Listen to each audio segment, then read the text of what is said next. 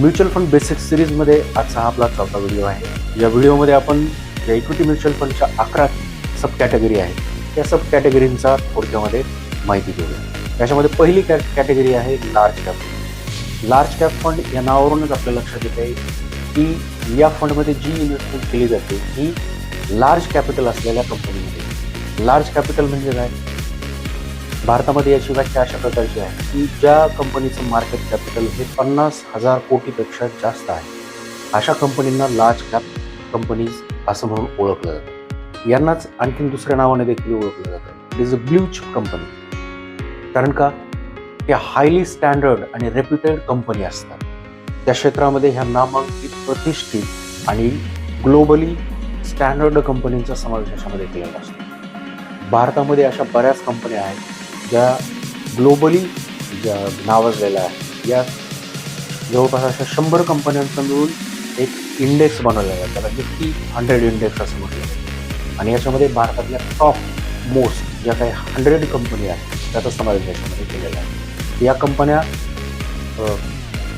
ज्या क्षेत्रामध्ये काम करतात त्या क्षेत्राच्या मार्केट लीडर असतात. यांचा त्या देशाच्या इकॉनॉमीमध्ये खूप मोठा रोल असतो.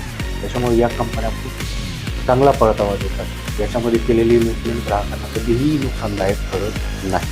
अशा लार्ज कॅप कंपनीमध्ये लार्ज कॅप फंडची इन्व्हेस्टमेंट जवळपास 65% पर्यंत केलेली असते. असं बंधन सेबीनेच घालून दिलेलं आहे.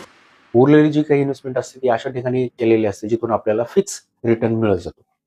ज्या लोकांना मार्केटची भीती वाटते, व्हॉलॅटिलिटी नको वाटते, अशा लोकांसाठी लार्ज कॅप फंड हे बेस्ट ऑप्शन आहे. यांच्यामध्ये लेस व्हॉलॅटिलिटी आणि मोर स्टेबिलिटी आढळून येते. त्याच्यामुळे आपल्याला एक शाश्वत आणि स्थिर रिटर्न अशा फंडमधून मिळतो.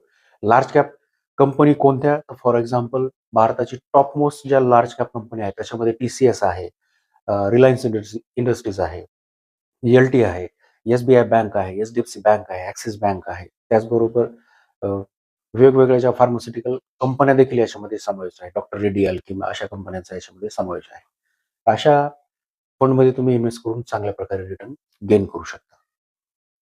Mutual fund investments are subject to market risks. Read all scheme related documents carefully.